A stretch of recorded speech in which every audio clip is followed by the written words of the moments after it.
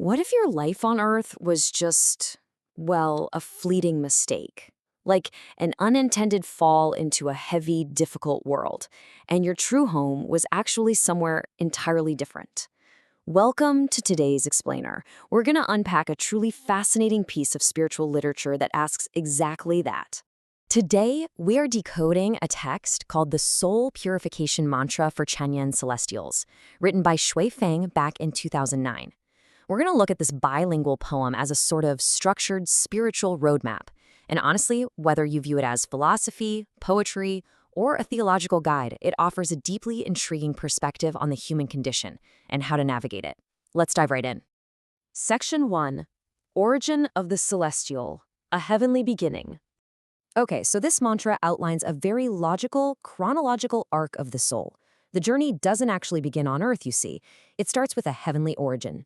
Then comes what's called an unintended fall, which literally makes human existence just a fleeting detour.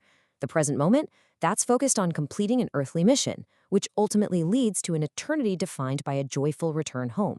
So earthly existence isn't the main event here, folks. It's really just a temporary disruption. The author grounds us in this premise right out of the gate. Check out this quote. "I come from the kingdom of heaven, and I shall return to the heavenly realm. My unintended fall into the mortal world is but a fleeting episode of life." By starting here, the author establishes this pure, noble essence right from the jump. The narrator isn't some flawed human striving for perfection. They are an angel radiating an enchanting fragrance, simply trapped in a physical body. But you gotta wonder, what happens when that pure essence hits the gritty reality of human life? Which brings us to Section 2, the mortal world illusion, navigating the heavy red dust. Now, this text relies on a pretty stark dualism. On one hand, it paints a somber, heavy picture of the mortal world as a place completely defined by filth, disputes, hypocrisy, and tiresome games, just a place of heavy sorrow. But, in direct contrast, the heavenly realm is pure, serene, and joyous. The author uses this brilliant comparison to really emphasize the unnatural, crushing weight of earth compared to the ethereal, floating lightness of heaven. So the crucial point is how the Chanyuan celestial is instructed to actually react to this mortal world. Long story short, they're told to reject earthly illusions entirely. Wealth, status, luxury, the text says they mean absolutely nothing. Fame, just an illusion. The poem uses this beautiful but kind of melancholy imagery, describing this brief life as a bitter journey, literally comparing it to flowing water and fallen flowers. It even takes a rather cynical view of human relationships, warning that true affection is rare, and that even your dearest loved ones value self-interest most, which creates a world full of barriers and a severe lack of freedom. I mean, imagine trying to live your daily life genuinely believing that wealth and status mean absolutely nothing, or looking at everyday attachments through this completely detached lens. So, if the world is really this difficult and full of illusions, how on earth do you survive it?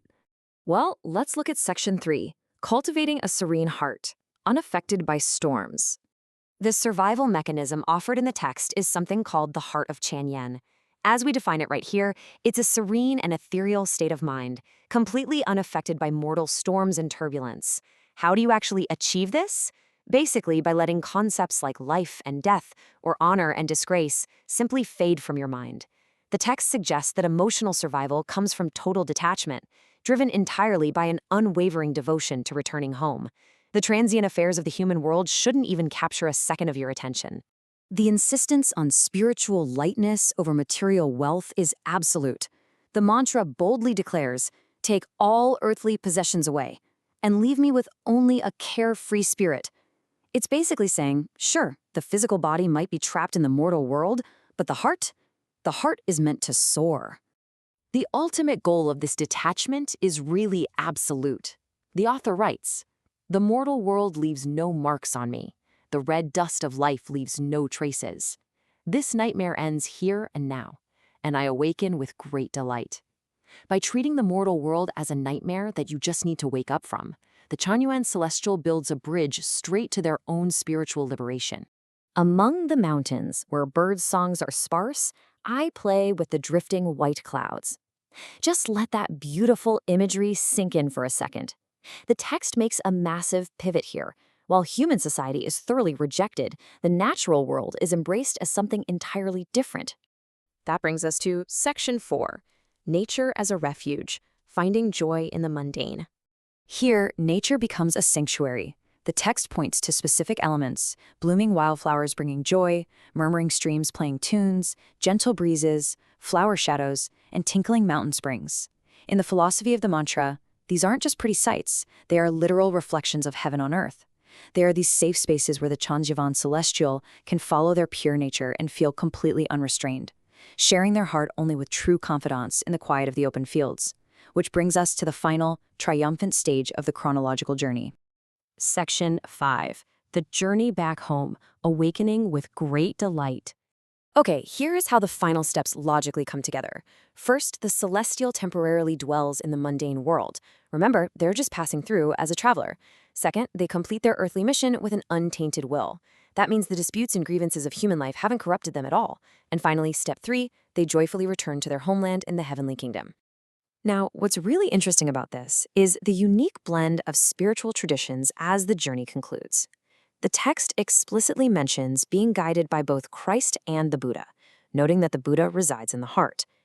Then it lists out destinations like the 1,000-Year Islands, the 10,000-Year Islands, and the Celestial Islands. It's this fascinating syncretism, a real blending of Christian, Buddhist, and Taoist concepts, all woven together into this single mantra's roadmap back to heaven.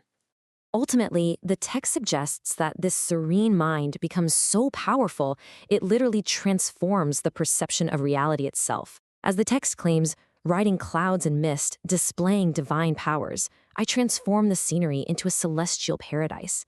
The inner peace of the celestial is so strong that the external hardships simply cannot cloud their tranquil heart anymore. The world around them transforms to perfectly match the heaven within them. The poem ends on this incredibly peaceful image. Gentle breezes and a bright moon, the sentiment of Lifechanyuan is like clouds and water. With confidence by my side, my heart remains serene. I mean, this clearly demonstrates the ultimate resting state of the Lifechanyuan celestial's heart. Totally pure, calm, and ready for the journey to the celestial realm, surrounded by these wonderful vistas. So as we wrap up this explainer, I want to leave you with a thought. We've traced a pretty fascinating path today, from a heavenly origin through the heavy illusions of the mortal world, into the sanctuary of nature, and finally back to a state of complete serenity. Based on this journey outlined in the text, how do you view the balance between your earthly attachments and the pursuit of your own inner serenity? It's a powerful question to ponder, no matter what your personal philosophy might be. Thanks for joining me on this deep dive, and keep seeking that clarity.